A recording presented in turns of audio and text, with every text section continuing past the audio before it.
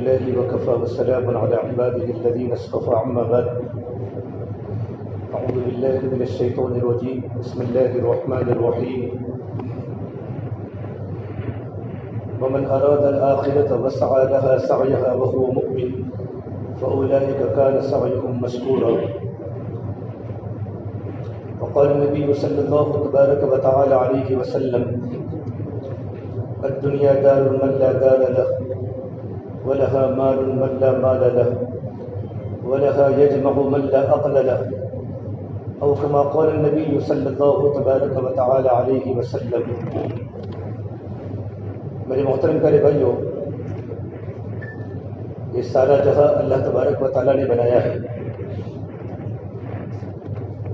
یہ دنیا میں جو کچھ بھی دکھ رہا ہے یہ سارا کا سارا کارخانہ اللہ تعالیٰ کا بنایا ہوا ہے.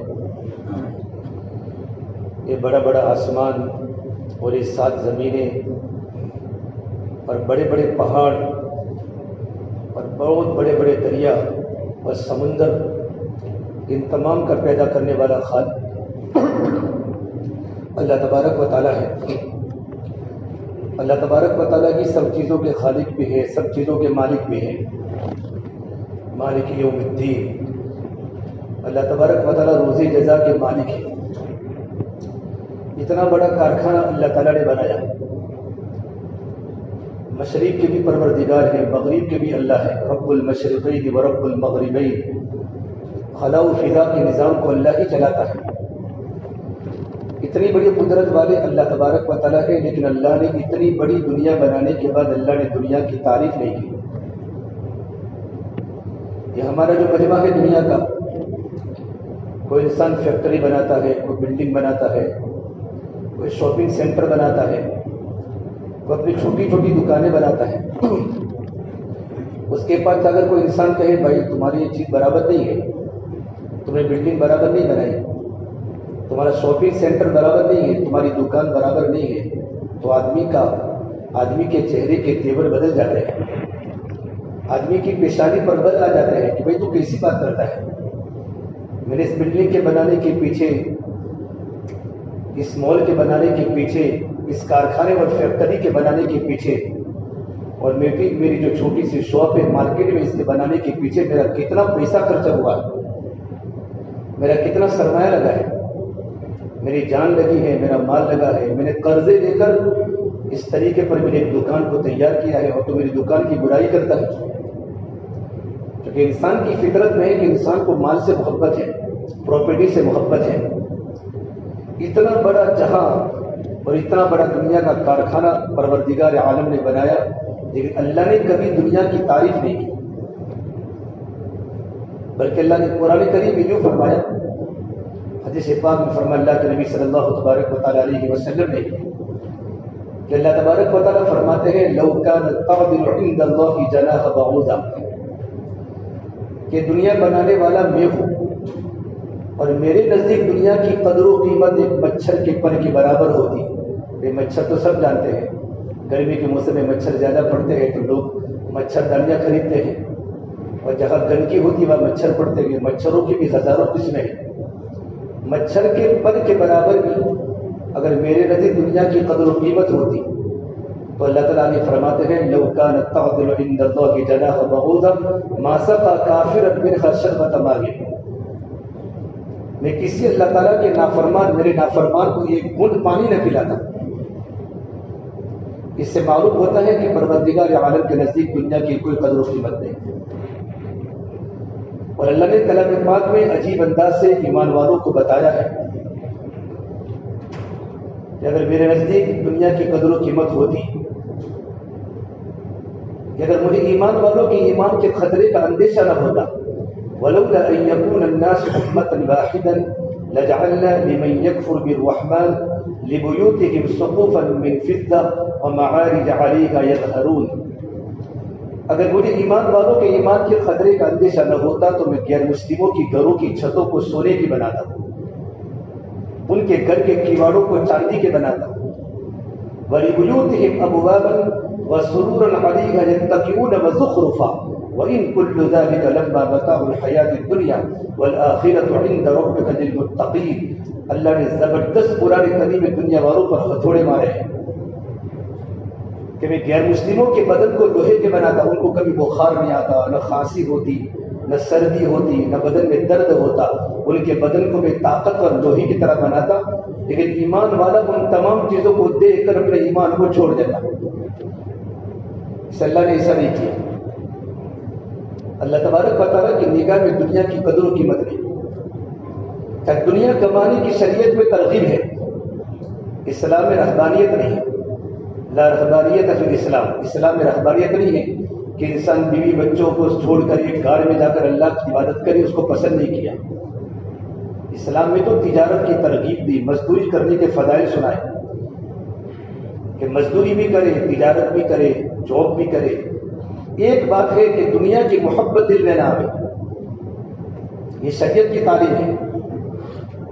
یہ رہبانیت تو ایجاد کی تھی عیسائیوں نے، ورہبانیت ابتدعوها ما كتبناها علیہم۔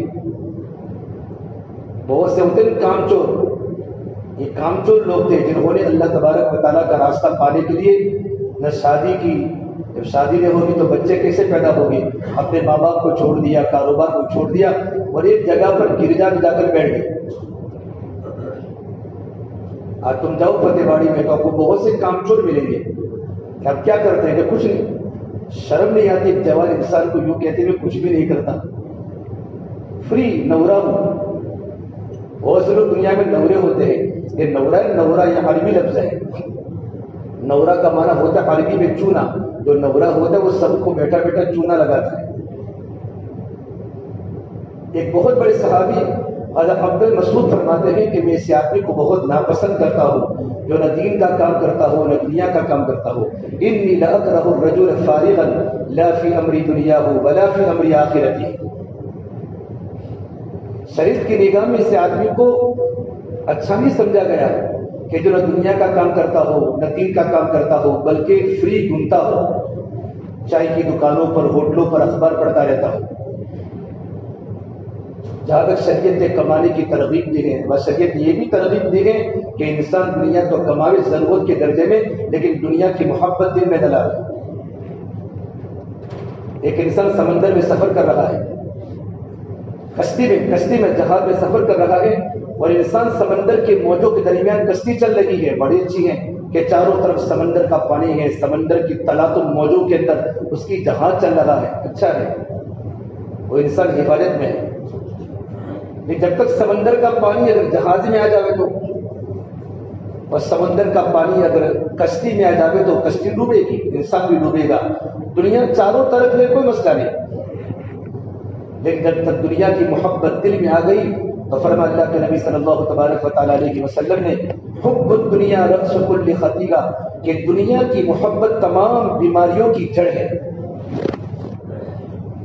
دنیا کی محبت کی بنیاد پر ہی باعث عداوت ہے، دنیا کی محبت کی بنیاد پر ہی بہن سے عداوت ہے، خاندانوں میں توڑ، گھروں میں توڑ، رشتہ داروں میں توڑ کا سب ہی تو دنیا کی محبت ہے، مال ہے۔ کہ دنیا کی محبت آ گئی وہاں بیماری شروع ہو گئی، جھگڑے شروع ہو گئے، فساد شروع ہو گئے، کہ دل میں دنیا بچ چکی ہے، دنیا بچ چکی ہے۔ امام غزالی نے ایک مثال دے کر امت کو سمجھایا۔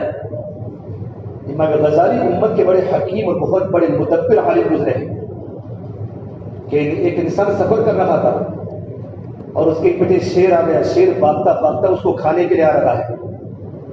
اس نے دیکھا صحرا ہے، کہیں کوئی درخت نہیں کہ میں درخت کے اوپر چڑھ کر اپنی جان کو بچاؤں، دیکھا سامنے کنواں ہے تو میں کنویں کے اندر چلا جاؤں، کم سے کم شیر کے کاٹنے سے میں بچ جاؤں گا۔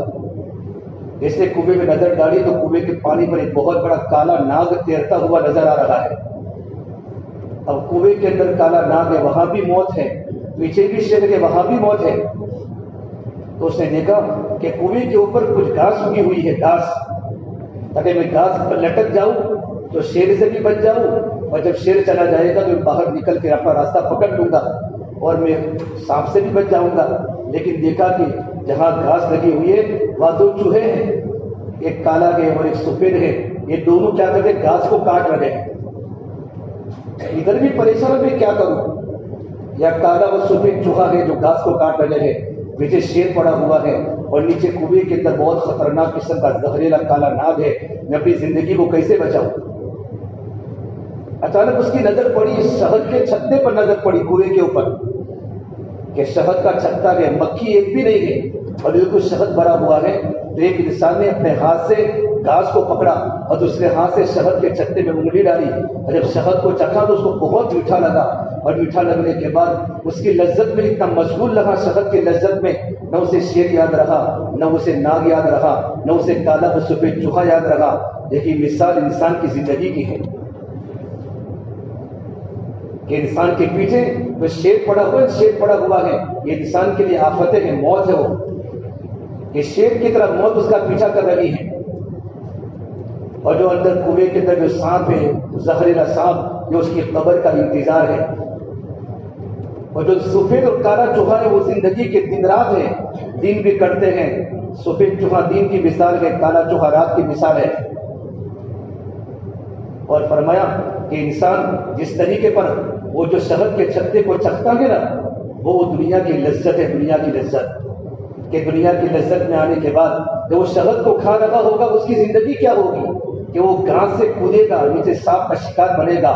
اس طرح انسان قبر بھی ہے، موت بھی ہے، زندگی کے رات و دن چل رہے ہیں، زندگی کے رات و دن چل رہے ہیں، لیکن انسان دنیا کی لذت میں مشغول ہے۔ اگر انسان کے سامنے منہ پھاڑ کے بیٹھی ہے موت۔ بہت سے لوگ اکڑ کے بازاروں میں چلتے ہیں، لیکن ان کو یہ پتہ نہیں کہ جس کپڑے پہن کر بازار میں تو اکڑ کے چلتا ہے، اسی کپڑے کی دکان میں تیرا کفن کا ٹکڑا بھی آ چکا ہے۔ اس لیے اللہ کے نبی صلی اللہ تبارک و تعالیٰ علیہ وسلم نے زندگی گزارنے کا طریقہ بتایا، زندگی کیسے گزارنی۔ اس لیے نبی نے فرمایا کل قیامت کے دن میرے امت کے فقراء مالداروں سے 500 سال پہلے جنت میں جائیں گے، بخاری کی روایت ہے۔ میرے امت کے فقراء، لیکن وہ فقراء جنہوں نے اپنے فقر پر صبر کیا ہوگا، سوال نہیں کیا ہوگا، اللہ کی روزی کے سامنے شکایت نہیں کی ہوگی اللہ میرے پاس تو کچھ بھی نہیں ہے، ان کے پاس تو بہت کچھ ہے، بلکہ تقدیر پر راضی رہے ہوں گے۔ گھر مکان نہیں ہوگا، دکان نہیں ہوگی، مزدوری کی ہوگی، اور اللہ کی تقدیر پر رضا کی ہوگی اور اللہ کے حکام کی پابندی کی ہوگی۔ ایسے میرے امت کے فقراء مالداروں سے 500 سال پہلے جنت میں جائیں گے، اور قیامت کا ایک دن 70 سال کے برابر ہے، اور ایک روایت کے مطابق قیامت کا ایک دن 50,000 سالوں کے برابر ہے۔ تو 500 سال یعنی کتنے سال میں؟ جس طریقے میرے بھائی انسان کو کھانا ہضم نہیں ہوتا، بہت سے لوگوں کو مال کے آنے کے بعد مال ہضم نہیں ہوتا۔ بہت سے لوگ مال کے آنے کے بعد فرعون بن جاتے ہیں، خدائی لہجے میں بات کرتے ہیں، خدائی لہجے میں کسی کی کوئی قیمت نہیں، چلنے کے اسٹائل، بولنے کے اسٹائل۔ حالانکہ کو یہ پتہ نہیں جو خدا مال کو دیتا بھی ہے وہ خدا مال کو لیتا بھی ہے۔ کتنے نادان ہیں جو ترقی پر کرتے ہیں غرور، ہم نے چڑھتے ہوئے سورج کو بھی ڈلتے دیکھا ہے۔ یہ اللہ کی تقدیر ہے، اور اللہ نے روزی کو تقسیم کیا، کسی کو مالدار بنایا وہ انسان اپنی مالداری میں امتحان میں ہے، کسی کو غریب بنایا وہ انسان اپنے غربت میں امتحان میں ہے۔ یہ مال کا دینا اللہ کی تقسیم ہے، اس کی زبان میں مال کی جھنکار ہوتی ہے، اس کا لہجہ خدائی لہجہ ہوتا ہے۔ ایسے مالداروں سے پہلے جنت میں جائیں گے فقراء، لیکن وہ مالدار جن کی زندگی میں مال کے آنے کے بعد زندگی میں تواضع ہے، زندگی میں عاجزی ہے، اپنے کو چھوٹا سمجھتے ہیں، اپنے مال کو اللہ کے مصارف پر، غرباء پر، یتیموں پر، بیواؤں پر خرچ کرتے ہیں، مال کے حقوق کو ادا کرتے ہیں۔ تو میرے نبی نے فرمایا بہت ساری دنیا میں مالدار نرم نرم بستروں پر کھانے اور پینے اور سونے والے کل قیامت کے دن جنت کے بستروں پر آرام فرماتے ہوں گے۔ مالداروں کی بھی فضیلت ہے کہ نرم نرم بستروں پر زندگی گزارنے والے کل قیامت کے دن جنہوں نے اپنے مال کو صحیح جگہ پر لگایا ہوگا، کل قیامت کے دن وہ اللہ تبارک و تعالیٰ کو جنت کی مسریوں میں گھمائے گا اور جنت کے بچھونے پر سوئیں گے۔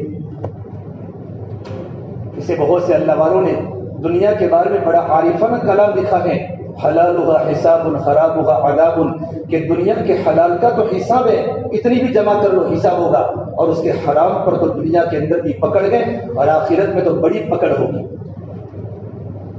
حلال کا حساب ہے، ایک مطلب اللہ کے نبی صلی اللہ تبارک و تعالیٰ علیہ وسلم کے پاس فقراء صحابہ تشریف لائے. وہ فقراء صحابہ جو اصحاب صفہ والے، آپ نے ریاض الجنہ کی زیارت کی ہوگی مدینہ منورہ میں، تو ریاض الجنہ میں جب آپ کو انٹر کرتے ہیں باب النساء سے، تو اندر انٹر ہوتے کی جو اونچی جگہ ہے وہ ہے اصحاب صفہ، جو 350 یا 300 صحابہ کرام اللہ کی دین کی نسبت پر اللہ کے نبی کی گود میں آ کے پڑے تھے. وہی ان کا بیٹھنا تھا، کھانا ملتا تو کھاتے تھے، نہ کھانا ملتا تو روزہ رکھتے تھے. بڑی زندگی فقر و فاقہ میں اصحاب صفہ نے گزاری ہے. حضور کی خدمت میں یا رسول اللہ ہمارے پاس تو کچھ نہیں ہے، ہم بدنی عبادت تو کرتے ہیں، بدنی عبادت نماز تو پڑھتے ہیں، روزے بھی رکھتے ہیں، اور ہم اللہ کا ذکر بھی کرتے ہیں، قرآن کی تلاوت بھی کرتے ہیں، لوگوں کی خدمت بھی کرتے ہیں، لیکن مالدار بہت ٹاپ کے تجار صحابہ کرام، مکہ کے بڑے بڑے امیر صحابہ کرام ہیں، وہ لوگوں پر اپنے مالوں کو لٹاتے ہیں، غریبوں پر خرچ کرتے ہیں، یتیموں پر، بیواؤں پر اپنے مالوں کو اللہ کی دین کے مصارف پر لٹاتے ہیں. تو مالی عبادت میں وہ ہم سے آگے بڑھ گئے. اللہ کے نبی ہم اللہ کی تقدیر پر راضی ہیں، ہمیں غربت کی کوئی شکایت نہیں ہے کہ ہم غریب ہیں، لیکن جنت میں وہ لوگ ہم سے آگے نکل جائیں گے. ایک غریب صحابہ نے اللہ کے نبی کے سامنے بات کی تو فرمایا اللہ کے نبی صلی اللہ تبارک و تعالیٰ علیہ وسلم نے آپ کو گھبرانے کی کوئی ضرورت نہیں ہے. آپ ہر نماز کے بعد 33 مرتبہ سبحان اللہ پڑھے، 33 مرتبہ الحمدللہ پڑھے، 34 مرتبہ اللہ اکبر پڑھے، آپ مالداروں سے بھی اجر میں آگے بڑھ جائیں گے. آپ لوگوں کو ایک ترتیب بتائیں. تو غریب صحابہ کرام چپکے چپکے پڑھنا شروع کیا، مالداروں کو پتہ نہ چلے. کوئی ادھر منہ کر کے پڑھ رہا ہے، کوئی ادھر منہ کر کے پڑھ رہا ہے. تو عبدالرحمن بن عوف نے دیکھا، عثمان نے دیکھا یہ سب کیا پڑھتے ہیں. کیونکہ صحابہ کرام مالدار بھی تھے لیکن ان کا تعلق اللہ سے مضبوط تھا، ہماری طرح مالدار نہیں. ان کو معلوم تھا کہ مال تو اللہ کی تقسیم ہے، آنے جانے والی چیز ہے، لیکن ان کا رجوع اللہ کی طرف تھا. وہ تو اللہ کے نبی کے اشاروں پر مال کو لٹانے والے تھے. تو ان کو پوچھا تو انہوں نے نہیں بتایا کہ نہیں ہم تم کو نہیں بتائیں گے. آخرت کے درجات کی فکر ہے اور آخرت کی درجات کا نسخہ حضور نے ان کو بتایا غریب صحابہ کو. تو کسی نے بتا دیا کہ ہم تو نماز کے بعد اس طرح پڑھتے ہیں، تو انہوں نے بھی پڑھنا شروع کیا. 33 مرتبہ سبحان اللہ، 33 مرتبہ الحمدللہ اور 34 مرتبہ اللہ کو پڑھنا شروع کیا. اس نے ہر نماز کے بعد یہ تسبیح پڑھنا، اس کا نام تسبیح فاطمہ نہیں ہے، تسبیح فقراء ہے. کیا ہے بولو؟ عشاء کی نماز کے بعد سونے کے پہلے تسبیح پڑھنا ایک تسبیح فاطمہ ہے. یہ اللہ کے نبی صلی اللہ تبارک و تعالیٰ علیہ وسلم بیٹی کو فرماتا ہے، بیٹی اگر تیرے پاس غلام نہیں ہے، تیرے پاس کوئی نوکرانی نہیں ہے تو تھک جاتی ہے، میرے پاس تو کوئی باندھی نہیں کہ میں تیری خدمت کر سکوں. یہ میری بیٹی فاطمہ، جب تک مدینے کے لوگ غریب ہیں میں ایک ایک گھر پر، جب میں غربت ہے غریبوں پر ایک ایک باندھی میں گھر پر نہیں دوں گا. میری بیٹی میں تجھے دے نہیں سکتا، اس کے بدلے میں تجھے عمل دیتا ہوں کہ تو رات کو سونے کے پہلے تسبیح فاطمہ پڑھا کر. علماء نے لکھا ہے جو بھی عورت رات کو سونے کے پہلے اگر تسبیح فاطمہ کی پابندی کرے گی، اللہ اس کے دین کی ساری مشقت اور ساری تکلیف کو ختم کر لے گا. تو رات کی تسبیح کو تسبیح فاطمہ بولتے ہیں اور ہر نماز کے بعد کی پڑھنی کو تسبیح فقراء بولتے ہیں. یہ اللہ کے نبی صلی اللہ تبارک و تعالیٰ علیہ وسلم غریب صحابہ کو بتائی تھی. تو مالدار صحابہ کرام بھی پڑھنے لگے. تو پھر غریب صحابہ پہنچے حضور کے پاس، یا رسول اللہ انہوں نے بھی پڑھنا شروع کر لیا. تو آپ نے فرمایا ذالک فضل اللہ یؤتیہ من یشاء، یہ تو اللہ کا فضل ہے، میں کیا کر سکتا ہوں، اللہ جس کو چاہتا ہے اللہ اس کو دیتا ہے. کہ مال کے ساتھ ساتھ نیکی کے اندر بھی مالدار صحابہ کرام آگے بڑھتے ہیں. اس زمانے میں اللہ کے نبی کی صحبت میں رہ کر اسے علماء نے لکھا ہے عامۃ المسلمین تو یوں سمجھتے ہیں کہ صحابہ کی کرامت تو یہ تھی کہ سعد بن وقاص کی جماعت کا گھوڑا سمندر کے اوپر سے پار ہو گیا. ایک اہل علم فرماتے ہیں اس سے بڑی صحابہ کرام کی کرامت یہ تھی کہ بعض صحابہ کرام کے زمانے میں، حضرت عمر کے زمانے میں مال فتوحات، مال کا دریا بس رہا تھا، لیکن صحابہ کرام کثرت مال کے ہونے کی بنیاد پر بھی اپنے ایمان کو بچا کر دنیا سے چلے گئے. مال کی محبت نے اپنے آپ کو نہیں لگایا. یہ بہت بڑی چیز ہے. اللہ تبارک و تعالیٰ سے حلال روزی مانگے، عافیت والی برکت والی روزی مانگے، لیکن دنیا کی محبت تو ہر غلطی کی جڑ ہے، ہر گناہ کی جڑ دنیا کی محبت ہے. دنیا آنے جانے والی چیز ہے. فرمایا اللہ کے نبی صلی اللہ تبارک و تعالیٰ علیہ وسلم نے کہ دنیا تو ہاروت ماروت سے بھی زیادہ جادوگر ہیں. اب ہاروت ماروت سمجھانا پڑے گا. اللہ نے قرآن کریم میں پہلے پارے میں ہاروت ماروت دو فرشتے تھے جو بابل میں اترے تھے. اللہ نے کو جادو کا علم لے کر دنیا میں بھیجا تھا تاکہ انسانوں کی آزمائش کے لیے کہ انسانوں کو جادو کا علم بتانا ہے، لیکن کہنا ہے کہ اگر تم جادو کا علم سیکھو گے تو تم کو نقصان ہوگا. کہ یہ جو علم تھا اس سے میاں اور بیوی کے درمیان جدائی ہوتی تھی. لیکن دنیا کی محبت اتنی خطرناک چیز ہے، جس آدمی کے دل میں دنیا کی محبت پیدا ہو جاتی ہے نا، وہ اللہ تبارک و تعالیٰ اور اس کے درمیان جدائی پیدا ہو جاتی ہے. بندے اور اللہ کے درمیان کہ دنیا کی محبت کی بنیاد پر اللہ کا تعلق، اللہ کی محبت نصیب نہیں ہوتی. ابو صدیق رضی اللہ عنہ ایک مثال ہے. جب بنے خلیفۃ المسلمین بنے، بالمؤمنین بنے، گھر میں بہت کھانے کی تنگی تھی، کھانے کا فقر. ان کی بیوی نے کہا میرے پیارے شوہر میٹھا کھانے کو دل چاہ رہا ہے، میٹھا کھانے کو دل چاہتا ہے، کیا زندگیاں گزری ہیں. اس نے فرمایا میرے پاس اتنا ہی تنخواہ ہے، بیت المال سے جو مجھے وظیفہ ملتا ہے نا، بیت المال سے میرا سارا کا سارا مال اللہ کی دین کی نسبت پر لٹ چکا ہے، میں آپ کو زیادہ پیسے دے نہیں سکتا. ان کی بیوی نے کیا کیا کہ جو ماہانہ رقم ملتی تھی نا اس میں تھوڑا تھوڑا جمع کر کے ایک سویٹ ڈش بنا لی، میٹھی آئٹم بنا لی اور خود کھائی تھوڑی اور اپنے شوہر کے سامنے پیش کی. تو کہاں سے لائی؟ تو کہا جو تم مجھے ماہانہ جو رقم عطا فرماتے تھے تو ماہانہ رقم جو بچ جاتی تھی اس میں سے میں نے جمع کر کے میں نے تھوڑے پیسے جمع ہو گئے تو میں نے سویٹ ڈش تیار کے لیے ہیں. اور وہ صدیق بہت پھوٹ رونے لگے، فرمایا ہو سکتا ہے میرے پاس زیادہ دنیا آ رہی ہے، بیت المال میں جا کر اس کی رقم کو کم کروا دیا، اتنی رقم میرے گھر کے لیے کافی ہے. یہ تو دنیا ہونے کے باوجود بھی دنیا کی محبت دل میں نہ آنا یہ بہت بڑی چیز ہے. انسان دنیا کی محبت اگر انسان نہ ہو بالکل تو انسان کمائے بھی نہیں، مزدوری بھی نہ کرے، جاب بھی نہ کرے، تجارت بھی نہ کرے. یہ اللہ نے انسان کی فطرت میں دنیا کی محبت تھوڑی سی رکھی ہے، وہ انسان کی ضروریات کے لیے پوری ہو جائے، لیکن دنیاوی لذات کے پیچھے پڑنا اور دنیاوی خواہشات کے لیے زندگی کو برباد کرنا، اس میں اللہ کے حکم بھی ٹوٹے، اللہ کے نبی کے طریقے بھی ٹوٹے، یہ شریعت اسلام میں محبوب نہیں ہے. حضرت عمر فاروق کے زمانے میں سمندر کی طرح، دریا کی طرح مال بہا ہے.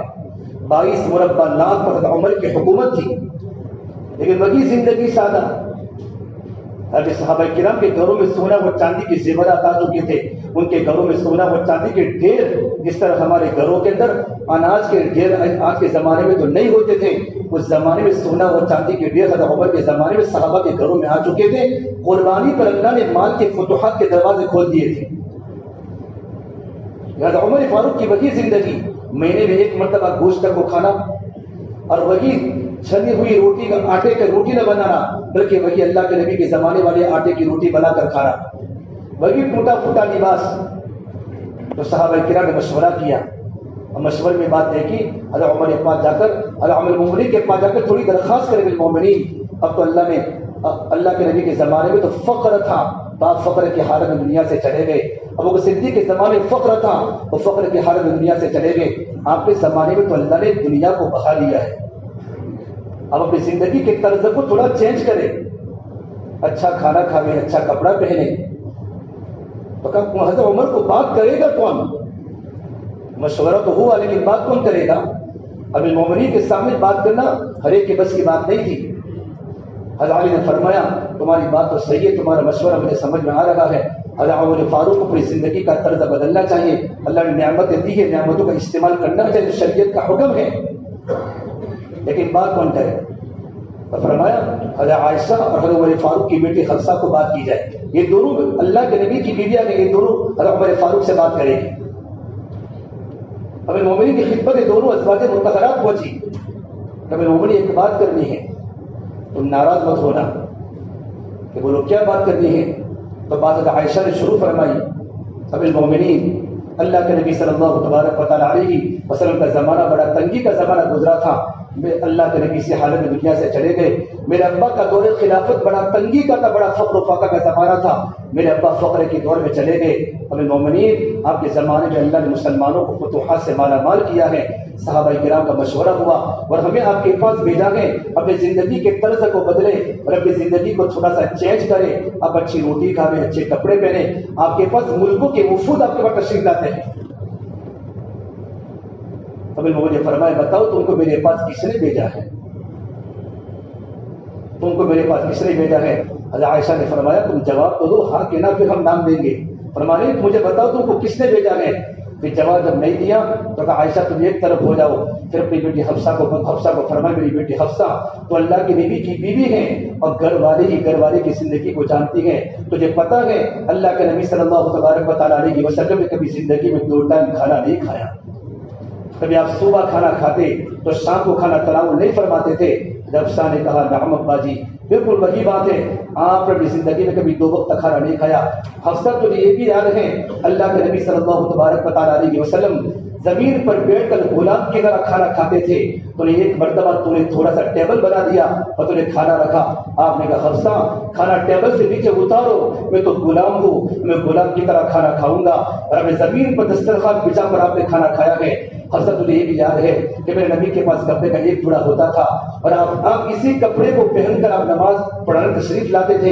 ایک بار ایسا ہوا کہ کپڑا دھویا ہوا تھا، آپ نے کپڑا خود دھوتے تھے، نہ اپنے غلام سے کپڑا آپ نے دھلوایا، نہ اپنی بیوی سے اپنا کپڑا دھلوایا۔ ایک مرتبہ نماز کا وقت ہو چکا، آپ کے پاس کپڑا پہننے کے موجود نہیں تھا، کپڑا سوکھنے کا باقی تھا۔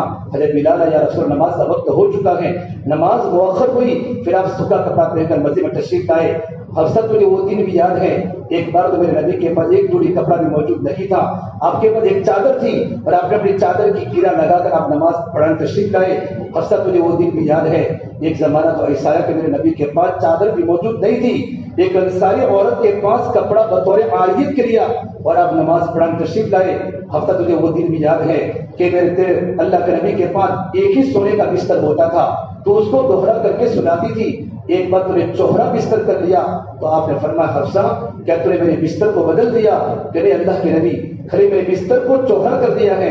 فرمایا حفصہ میرا بستر جیسا تھا ویسا کر دو، تم نے بستر کو چوہرا کر دیا، مجھے میں رات کو اللہ سے باتیں کرتا ہوں، مجھے تہجد کے اٹھنے کے وقت بستر کی نرمی نے مجھے تہجد کے اٹھتے وقت مجھے تھوڑی تکلیف ہوئی، آج تم نے اپنے بستر کو تم نے صحیح کر دیا۔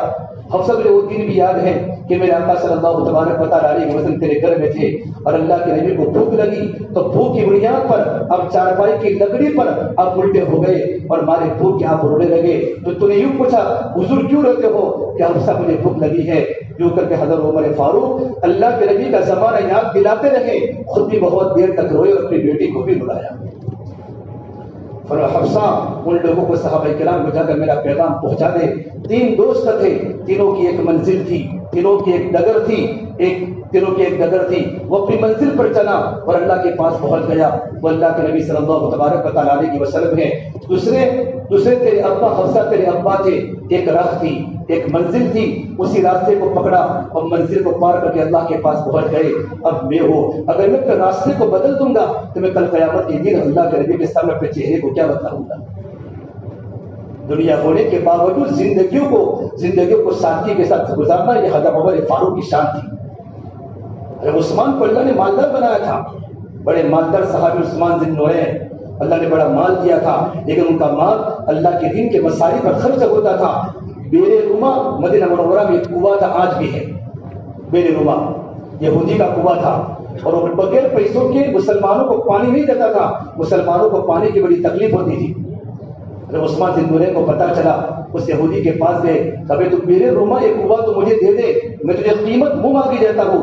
فرمایا نہیں میں آپ کو قیمت دے نہیں سکتا، یہ کنواں تو میری کمائی کا سب سے بڑا ذریعہ ہے کہ تم منہ بولی قیمت مانگ، ایک کام کر تو آدھا کنواں مجھے دے دے اور قیمت پوری لے لے، آدھا کنواں مجھے دے دے، قیمت پوری لے لے، مطلب ایک دن تو پانی پلائے گا، ایک دن میں پانی پلاؤں گا، قیمت پورے کنویں کی لوں گا لیکن آدھا کنواں مجھے دے دے۔ صحابہ کرام کی ایمانی فراست ہوتی تھی، خریدنے کے اندر بھی بیچنے کے اندر بھی۔ جب اس نے آدھا کنواں حضرت عثمان ذی النورین کو دے دیا اور فرمایا پوری قیمت ان کو دے دی، حضرت عثمان ذی النورین نے اعلان کیا لوگوں کل یہ کنواں میں نے ایک دن کے لیے، ایک دن میرے لوگ پانی پیئیں گے، جو سارے یہودی کے لوگ پانی پیئیں گے، جس دن میرے کنویں کے پانی کی باری ہو تمام مسلمان تمام غیر مسلم مفت میں پانی لے لے. جب اعلان ہوا تو پورے مدینہ والے اس دن پانی کو لینا شروع کر لیا. یہودی کے دن کوئی انسان ہی نہیں آتا. تو یہودی نے آ کر کہا مسلمان یہ قیمت یہ آدھا کنواں بھی تمہارے پاس رہے گا مجھے دوسری قیمت دے دو. جو کر کے پورا کنواں خریدا ہے اور مسلمانوں کے لیے مال کو وقف کیا ہے. کہ مال کے ہونے کے باوجود دنیا کی محبت دلوں میں نہیں تھی. 1000 اونٹ ملک کے شام سے آئے. 1000 اونٹ جب مدینہ منورہ میں اونٹ آئے گئے وہ زمانہ صحابہ کرام کی تنگی کا زمانہ تھا, فقر و فاقہ کا زمانہ تھا. تو چھوٹے چھوٹے بیاپاری آئے اور کہا عثمان ذی النورین ہم دگنا تم کو منافع دیں گے, یہ مال ہمیں دے دو. فرمائے تو بہت ہی کم ہے. کچھ لوگ دوسرے آئے ہم دوسرے 2 گنا دیں گے, یہ مال ہمیں دے دو. فرمانے اس سے بھی زیادہ دینے والا میرے پاس موجود ہے. لوگوں نے مال کی بولی لگائی. عثمان ذی النورین فرماتے نہیں میرے پاس اس سے بھی زیادہ مجھے نفع دینے والا ہے. کہ کون ہے؟ کہ میرے اللہ نے مجھے 10 کا تو پکا وعدہ کیا ہے. من جاء بالحسنۃ فلہ عشر امثالها, 700 کا بھی وعدہ کیا ہے بلکہ بے حساب. واللہ یضاعف لمن یشاء, بے حساب دینے کا وعدہ کیا ہے. اور اسے تنگی کے موقع پر 1000 اونٹ کو غریبوں کو صدقہ کر دی. اللہ کے نبی صلی اللہ تبارک و تعالی علیہ وسلم کے صحبت میں صحابہ کرام نے زندگی گزارنے کا طریقہ سکھاتا. دنیا کو کما کر دنیا کو خرچ کرنے کا طریقہ ان کے پاس تھا. ایک ہوتا ہے مالدار اور ایک ہوتا ہے مال کا چوکیدار. کیا ہوتا ہے؟ مال کا چوکیدار. دونوں میں فرق ہوتا ہے. مالدار جو ہوتا ہے دیندار مالدار ہوتا ہے, یہ اپنے مالوں کو اللہ کے دین کے مسائل پر خرچ کرتا ہے. اور مال کا چوکیدار روزانہ بینک بیلنس چیک کرتا رہتا ہے, کتنا بڑا کتنا بڑا کتنا بڑا کتنا بڑا. اور ایک بات یاد رکھو میرے بھائیو, یہ دنیا کبھی ہمیشہ رہنے والی چیز نہیں ہوتی. دنیا کسی کے پاس کتنی بھی جمع کر لو 60 سال کے بعد تمہارے پاس کسک جائے گی, 40 سال کے بعد کسک جائے گی, 50 سال کے بعد کسک جائے گی. دنیا کے بھی رہنے والی چیزیں ہوتی ہیں. اور اللہ نے فرمایا دنیا تو کھیل کود ہے, کھیل کود ہمیشہ نہیں ہوتا. اس طریقے میں دنیا ہمیشہ نہیں ہوتی. اصل زندگی تو آخرت کی زندگی ہے. اس سے آدمی جہاں بھی دنیا کماوے اللہ کے راستے میں خرچ کرے لیکن اللہ کو نہ بھولے.